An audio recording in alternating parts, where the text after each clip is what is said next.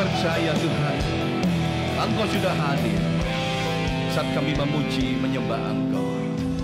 Ya Tuhan, dengan kehadiran-Mu Tuhan, saat ini kami mau duduk manis untuk mendengarkan sebagian dari firman-Mu. Kau urapi kami semua di dalam nama Tuhan Yesus Kristus. Yang sudah siap mendengarkan firman Tuhan, katakan sama-sama amin. Silakan duduk Bapak Ibu. Puji Tuhan. Shalom. Senang sekali bisa berjumpa ya di tempat yang sama dengan tema yang beda. Ada hal yang penting yang perlu kita pahami sama-sama, satu ayat ya. Tapi yang kita pahami nanti saudara, ini akan membuat komitmen kita untuk iman kita itu supaya nggak gampang bergoyang-goyang ya. Di dalam satu ayat, yaitu di dalam Ibrani pasal yang ke-11, kita akan nikmati sama-sama Bapak Ibu. Ibrani pasal 11. Pastikan kita membaca semua ya, termasuk tim musik dan Ibu Lena juga ya. Baca sama-sama yang hadir. Oke, siap Bapak Ibu? 1, 2, 3. Tetapi tanpa iman tidak mungkin orang berkenan kepada Allah. Sebab barang siapa berpaling kepada Allah, ia harus percaya bahwa Allah ada dan bahwa Allah memberi upah kepada orang yang sungguh-sungguh mencari Dia. Saudara-saudara, ada suatu kata yaitu yang sungguh-sungguh mencari Dia. Inilah di dalam khotbah hari ini, yaitu temanya beriman sungguh-sungguh. Katakan sama-sama, beriman sungguh-sungguh. Artinya saudara, bukan hanya kita sekedar beriman, bukan hanya sekedar kita hanya percaya ya. Itu walaupun modal yang bagus saudara ya. Karena kalau kita sudah nggak percaya, maka di hadapan Tuhan kita ini sudah orang asing saudara. Nah, kalau iman kita masih ada dalam nama Yesus, itu suatu modal.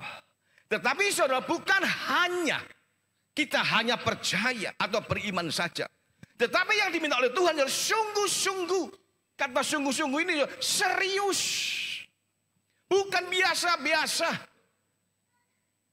Artinya saudara, ada suatu kata penekanan dalam ayat 6 ini. Tuhan mau saudara, kita ini benar-benar menjadi umat yang beriman, yaitu biarlah kita mau sungguh-sungguh percaya apa yang dikatakan Tuhan.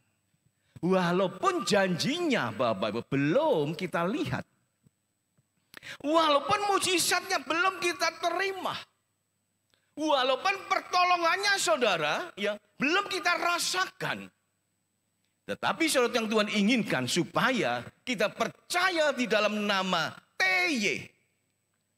TY itu Tuhan Yesus. Ya. Zaman sekarang kan juga singkat-singkat supaya cepat. Nggak usah nulis panjang-panjang. Ya. Aku masih dalam perjalanan OTW, orang sudah tahu. Walaupun masih di kamar mandi OTW. Saudara.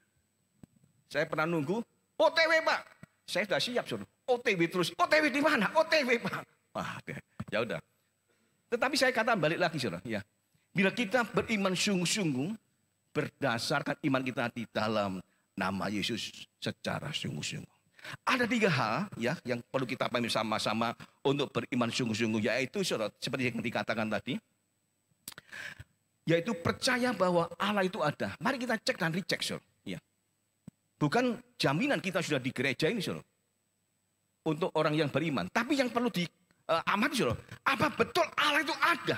Pribadi-pribadi saudara, ya. Pribadi-pribadi. Mari kita cek dan recheck saudara. Apa betul Allah itu ada saudara? Karena masih banyak orang stres, kebingungan saudara. Ya. Masih penuh kebimbangan, masih perlu khawatir.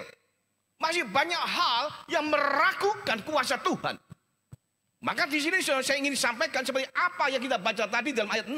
Apakah kita percaya bahwa Allah ada dalam hidup kita? Bukan ada secara umum, tapi secara khusus, secara pribadi-pribadi. Kalau saudara, Allah saat ini sudah nggak jelas, mari kita cari saudara. Temukan Tuhan Yesus seperti pertama kali kita jatuh cinta. Ya. pertama kali jatuh cinta pada TY, pada Tuhan Yesus, itulah Allah yang sesungguhnya dalam hidup kita. Seolah-olah kita mau mendekat terus, seolah mau menyembah terus, mau dekat terus sama Tuhan. Kondisi apapun, kalau ada TY dalam hidup kita nggak usah stres, nggak perlu takut lagi. Karena apa? Ada backup. Ya, ada backup dari Allah yang penuh kuasa. Allah penuh kuasa di sorga dan di bumi. Itu yang menjamin saudara dan saya. Saudara, kalau kita ada Allah dalam hidup kita, persoalan apapun, masalah apapun, pasti bablas dalam nama yang percaya. Katakan amin, tepuk tangan yang terbaik. Perlu saudara kita pahami sama-sama, kalau Allah sudah ada dalam hidup kita, apapun yang kita hadapi saudara, kitalah pemenangnya. Saya sudah membuktikan saudara. Ya. Maaf kata, kasus serumit apapun saudara. Ya. Saya beberapa kali dalam minggu ini sudah menang dua perkara. Ya. Dan ada yang masih berproses. Yang sebelumnya pun selesai juga dengan baik. Saya nggak masalah serumit apapun. Ya. Seberapa ganas orang itu saudara. Seberapa hebat dia mengandalkan jin dan orang-orang kuatnya. Yang penting saudara, ada Allah dalam hidup saya secara pribadi. Yang penting juga saat Anda saat ini menghadapi persoalan, yang penting ada Allah di dalam pribadi kita. Maka pertolongan mukjizat pasti kita nikmati sama-sama yang percaya. Katakan amin. Dan yang kedua saudara, apa hal yang kedua? Beriman sungguh-sungguh itu, yaitu berharap hanya kepada TY. Bagaimana Mr. Sensen? Berharap pada siapa? TY? Pada siapa TY? Pada Yesus. Saudara, kalau kita berharap bukan TY, maka kita kecewa. Kalau kita berbisik-bisik pada manusia, saudara, memang didengar bisikannya, tetapi saudara, pertolongannya, bantuannya, jawabannya, saudara, itu pasti mengecewakan. Bahkan orang Jepang mengatakan, saudara, kuciwa. Tahu nggak Pak Arianto? Kuciwa. Kuciwa. Nggak cuma kecewa. Kuciwa apa itu? Ini dia pernah ke Jepang, masih tahu? Kuciwa. Iya, Ibu Lena aja. Saya tes wajah Jepang ya. Apa itu kuciwa? Kecewa. Kecewa apa?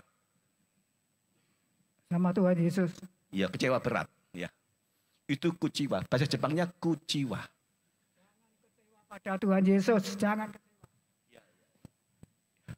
Kalau Ibu Lena kasih mic nanti saya nggak bisa khotbah. Ya. Karena sama-sama pengkhotbahnya, saudara. Kalau saya megang mic itu, waduh, nggak ada remnya, saudara. Ya. Mas saya batasi aja. Saya tarik mic-nya supaya apa? Dikuasai tangan saya. Ibu Lena mau ngomong panjang-panjang pengalamannya, saudara.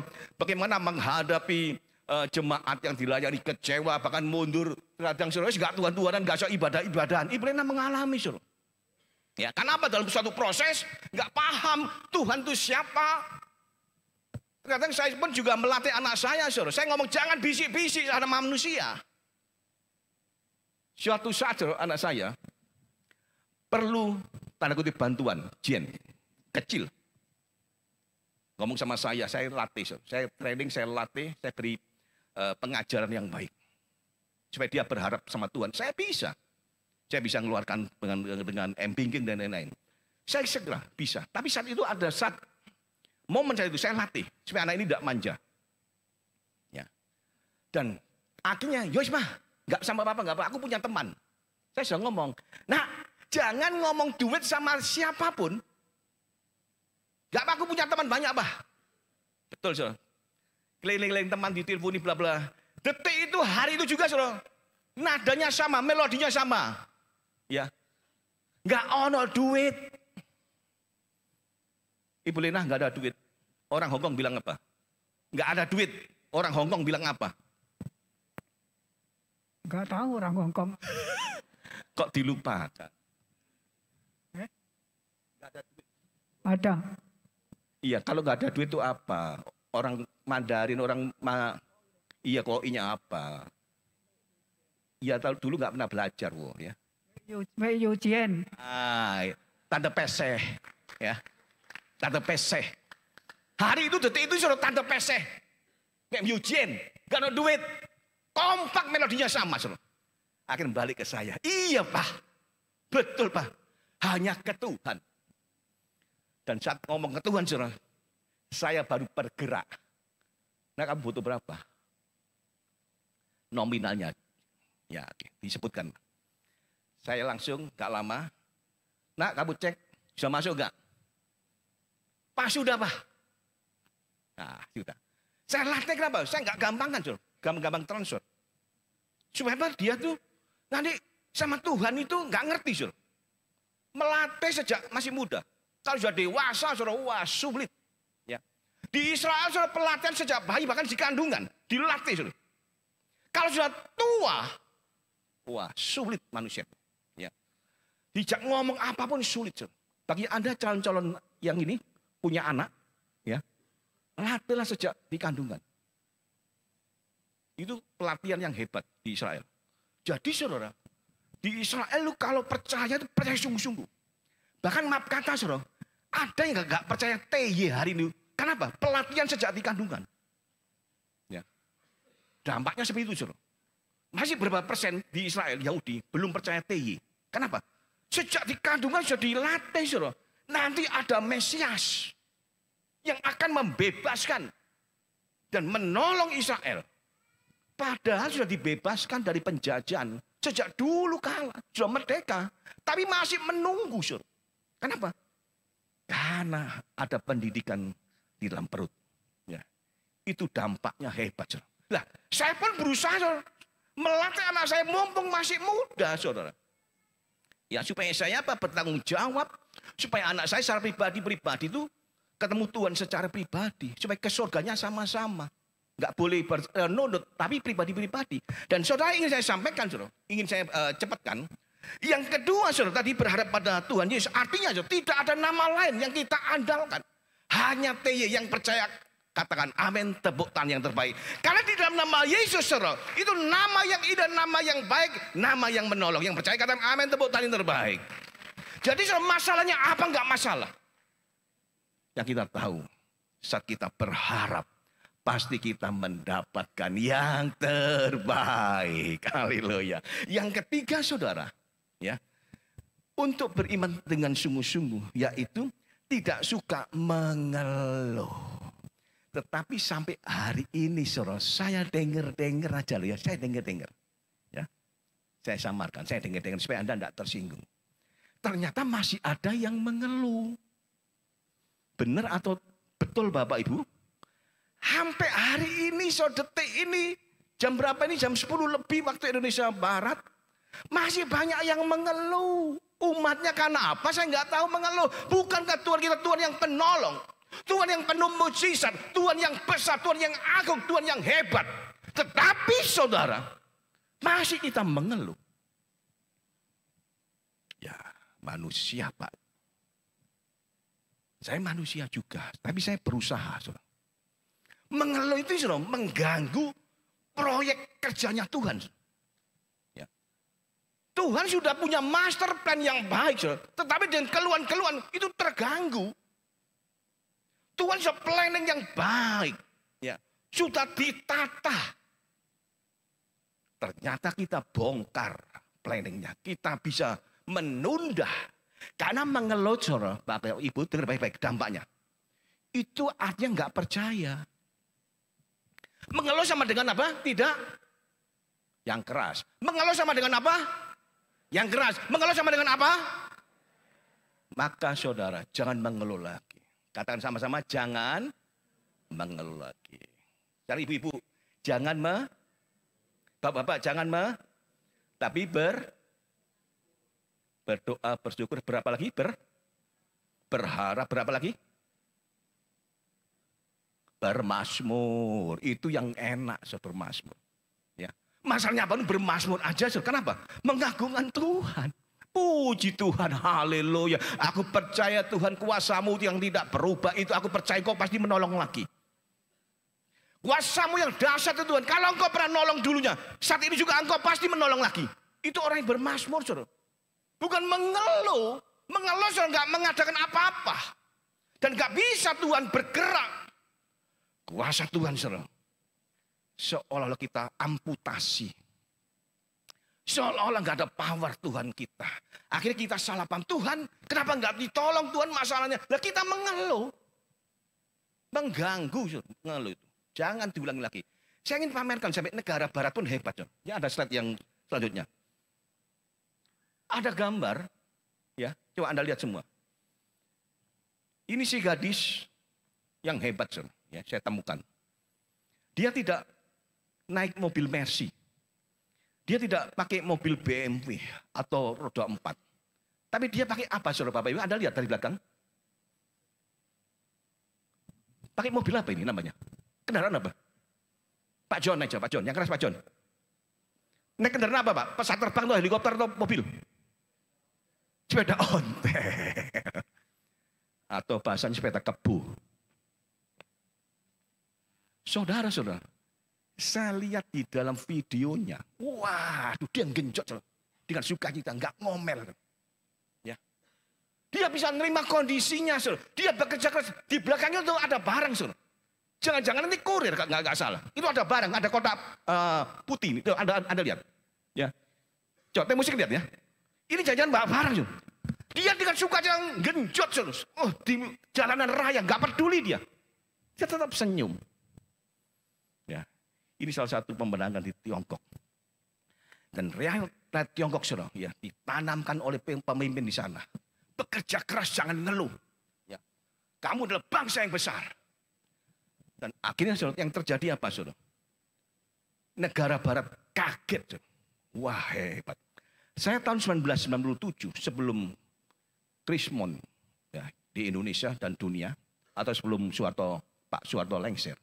Tahun 97 saya ke sana agak kagum-kagum. Loh, hebat zaman itu. Jalannya besar, tolnya besar, wah hebat. Tahun 97 bayangkan. Setelah itu saya amati lagi, wah pembangunan luar biasa, bahkan negara barat kalah. Kenapa, saudara? Ada salah satu pepatah di Tiongkok, coba keluarkan. Pepatah di Tiongkok yang pertama, katakan sama-sama, 1, 2, 3. Jangan mengeluh miskin. Enggak ada yang mau kasih kamu duit. Enggak ada. Kalau kita dalam kondisi kekurangan ekonomi, jangan kita mengeluh. Kenapa, saudara? Kalau kita mengeluh, saudara, maka kita enggak mau bekerja. Kalau enggak ada duit, dompetnya tipis, bekerja keras, semangat. Ini prinsip yang ditanamkan di Tiongkok, saudara. Bahkan terbukti, saudara, menjadi negara yang hebat. Negara yang luar biasa. Nggak ada negara yang bisa nandingi hebatnya. Teknologi, secara militer, dan secara ekonomi, wow hebat. Secara medis, luar biasa. Apapun hebat. Saudara. Ya. Kenapa, saudara? Dilarang mengeluh. Hei, coba kita umat orang yang percaya di dalam nama TY. Coba kita praktekkan. Kalau dompet kita tipis, ya, tanda peseh orang bilang, orang Bangkalan. Jangan mengeluh. Bekerja keras, semangat. Kalau malas, awas. Ada ayat di Tuhan. Belajarlah kepada semut. Semut itu, saudara, dia bekerja siang, pagi, malam. Ya. Menghasilkan makanan ditaruh di gudang. Kalau ada musim banjir, musim tidak ada makanan, maka di sana ada gudang makanan. Jadi nggak ada semut, saudara, mati kelaparan. Tidak pernah dicatat atau seorang wartawan menulis ada semut mati kelaparan. Di gudangnya semut banyak makanan, saudara. Bekerja keras. Saya ingin sampaikan, saudara, sebagai umat orang yang percaya dalam nama Yesus, bekerjalah keras mencari duit. Saya pun sebagai advokat, maaf kata, ya, saya tidur hanya ya sekitar 4 jam satu hari. Karena 24 jam gak cukup, Bapak Ibu. 24 jam gak cukup bagi saya. Bagaimana saya melakukan satu pembelaan, harus membaca buku yang banyak, ngetik di laptop, terkadang direvisi lagi. Ya. Untuk bagaimana bisa membuat pembelaan yang bagus. Gak cukup 24 jam. Tapi saya, saudara, saya nggak mengeluh, saya gunakan waktu semaksimal mungkin. Saya nggak menggunakan waktu yang sia-sia, saudara. Ya. Anda saat ini juga dengan baik-baik, saudara. Kalau kondisi kita saat ini, saudara, dengan kondisi ekonomi yang nggak baik, jangan mengeluh. Yang kedua, saudara, apa pepatah dari Junggok? Yang kedua katakan sama-sama, 1, 2, 3. Jangan mengeluh, capek. Nggak ada yang mau bantuin kamu. Jangan sedikit capek, lelah. Ini dasar orang nggak mau maju, saudara. Memang kita berharap Tuhan, tapi Tuhan, saudara, menciptakan kita bukan robot. Ya. Tuhan memberi kita hikmat, dipakai hikmatnya. Tuhan memberikan kita tangan, kaki, digunakan semua itu, saudara. Ya, digunakan. Khususnya, saudara, pikiran di otak kita gunakan. Sesuai dengan panggilan Anda. Sesuai dengan minat Anda. Maksimalkan. Satu aja, saudara, maksimalkan. Menjadi profesional di bidang Anda. Anda akan sukses. Ya. Kenapa, saudara? Kalau kita gampang-gampang merasa capek, udah. Anda berarti nggak mau maju, nggak mau berubah. Capek ngalahkan kondisi. Kondisi disalahkan nggak bisa menolong kita. Kondisi mengganggu kita, saudara. Harus kita lawan kondisi yang gak baik itu, saudara. Kondisi gak bagus itu harus kita lenyapkan di hidup kita. Tuhan pasti memberkati kita bagi orang yang tidak merasa mengeluh capek. Yang ketiga sama-sama katakan 1, 2, 3. Jangan bergantung pada orang lain. Karena apa? Hanya kamu sendiri yang paling bisa diandalkan. Hanya kita sendiri, saudara, yang diandalkan. Jangan mengandalkan orang. Orang itu saudara-saudara banyak mengecewakan. Banyak mengecewakan. Kalau Anda belum paham hari ini, saudara, jangan Anda lanjutkan. Pasti Anda kecewa. Manusia siapapun, saudara, itu pertolongannya bisa 1 kali, bisa 2 kali. Wes paling pol 3 kali. Selanjutnya, saudara, Anda diomeli. Pasti Anda dimarahi. Bolak-balik, apalagi ngomong duit, hati-hati. Saya ngajar anak saya, jangan ngomong duit pada siapapun. Ya. Pelajaran saya, jangan ngomong duit pada siapapun. Dan anak saya sudah paham. Ya. Kenapa? Biar kita satu, nggak dimarahi oleh manusia, teman. Kedua, biar andalan kita hanya berkat dari Tuhan. Anda saat ini juga sama, saudara. Kalau kita nggak minta bantuan orang lain, mungkin dompet kita tipis. Tuhan pasti akan memberkati saudara dan saya dengan penuh kelimpahan. Yang percaya katakan amin. Saudara-saudara, ada 3 hal mengapa kita beriman sungguh-sungguh. Slide selanjutnya. Yang pertama, saudara, Allah melihat hati kita. Hati kita pribadi-pribadi dilihat loh. Apa betul beriman sungguh-sungguh? Apa betul masih percaya, masih menunggu janji Tuhan, walaupun belum kelihatan pertolongannya, walaupun belum disembuhkan, belum ada mukjizat. Saudara, Tuhan melihat hati kita. Ya. Kalau hati kita masih percaya, Anda pulang dari tempat ini, mukjizat terjadi. Anda yang percaya katakan amin. Anda pulang dari tempat ini, Anda pulang sudah membawa kemenangan. Yang percaya katakan amin. Karena hati saudara dan saya percaya dengan sungguh-sungguh. Ini saudara yang Tuhan inginkan. Yang kedua, saudara, mengapa beriman sungguh-sungguh? Alasan kedua, kita tidak hanya mengejar mujizat. Bukan berarti minta mujizat itu nggak boleh. Fokus kita bukan mujizat. Fokus kita bukan hanya pertolongan. Itu berarti kan kita mencari tangan Tuhan aja. Perolehlah Tuhan seutuhnya, saudara. Bapak Ibu. Ya. Kalau kita bisa memperoleh Tuhan seutuhnya semuanya, maka semuanya pun kita nikmati apa yang Tuhan punya, kita punya. Yang percaya katakan amin. Kalau hanya tangan Tuhan mujizat, ya udah ditolong ya sudah selesai. Jadi nanti kita minta mujizat lagi. Mujizat itu nggak bisa dicari. Bagi orang yang beriman sungguh-sungguh, justru mujizat itu mengejar saudara. Orang yang beriman sungguh-sungguh, mujizat itu saudara akan kita nikmati dengan berkat yang terbaik dari Tuhan. Itulah mujizat Tuhan. Dan pertolongannya saudara pas, tepat pada waktunya. Yang percaya katakan amin, tepuk tangan yang terbaik. Yang kedua saudara, yang ketiga. Mari tim musik masuk, enggak ke belapas. Tim musik. Yang ketiga saudara, Mengapa beriman sungguh-sungguh? Alasan ketiga yaitu Allah mau bukti iman kita. Mari kita praktekkan, saudara. Bukti itu praktek. Ya. Kalau hari ini saudara masih ada persoalan. Kalau hari ini saudara mungkin kita belum menerima mujizat atau belum kita kelihatan. Ya, janji Tuhan. Apakah kita masih beriman sungguh-sungguh? Orang yang beriman sungguh-sungguh itu saudara tidak akan bimbang. Orang yang beriman sungguh-sungguh, katakan sama-sama, tidak bimbang. Yeah. Buat kebaikan. Mari kita lanjut berjamuan. Oh terima kasih ya Tuhan. Yeah. Glory, glory. Haleluya, haleluya. Tuhan, saat ini kami masuk di dalam perjamuan kudus. Dan roti dan anggur yang ada di meja ini Tuhan, Kau jamah, Kau berkati. Biar jadi berkat buat kami di dalam nama Yesus. Amin. Mari Bapak Ibu kita lakukan perjamuan kudus dengan penuh makna bahwa roti adalah lambang dari tubuh Kristus. Anggur adalah lambang dari darah Kristus. Tuhan kita Yesus Kristus di atas kayu salib menebus dosa kesalahan kita, bahkan kutuk kita dan penyakit kita dengan tubuh dan darah. Mari sebelum kita lakukan, Bapak, mari kita cek dan dicek untuk kita layakkan diri kita masing-masing biar jadi berkat buat kita. Mari saya kasih kesempatan dengan waktu yang singkat.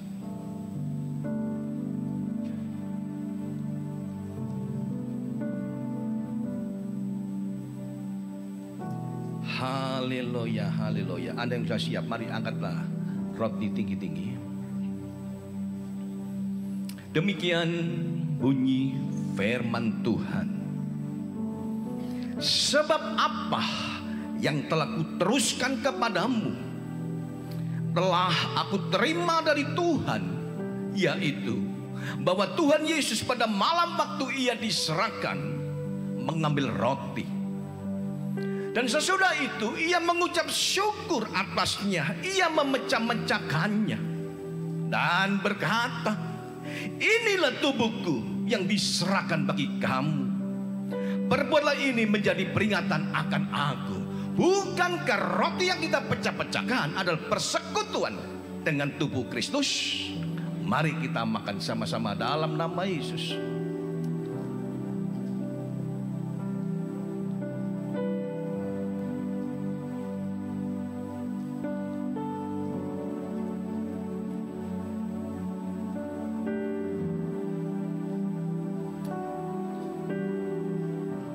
Mari kita angkat cawan anggur tinggi-tinggi.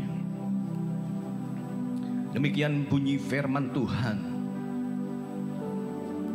Demikian juga ia mengambil cawan sesudah makan, lalu berkata, cawan ini adalah perjanjian baru yang dimeteraikan oleh darahku. Perbuatlah ini setiap kali kamu meminumnya menjadi peringatan akan aku. Bukankah cawan pengucapan syukur yang atasnya kita ucapkan syukur adalah persekutuan dengan darah Kristus? Mari kita minum sama-sama dalam nama Yesus. Mari kita mengucap syukur. Ada waktu yang singkat, saudara. Mari bermazmurlah mengucap syukur. Jangan mengeluh lagi, saudara, apapun kondisi kita. Dan terimalah mujizat sekarang juga, saudara. Haleluya. Bukalah hatimu. Sembah Dia, mengucap syukur, memuji Dia. Terima kasih. Sikaralamaku. Oh terima kasih Tuhan. Oh terima kasih buat kebaikan-Mu. Terima kasih Tuhan buat lawatan-Mu. Terima kasih ya Tuhan buat setiap apa yang Kau lakukan. Kami bersyukur Tuhan. Kami bersyukur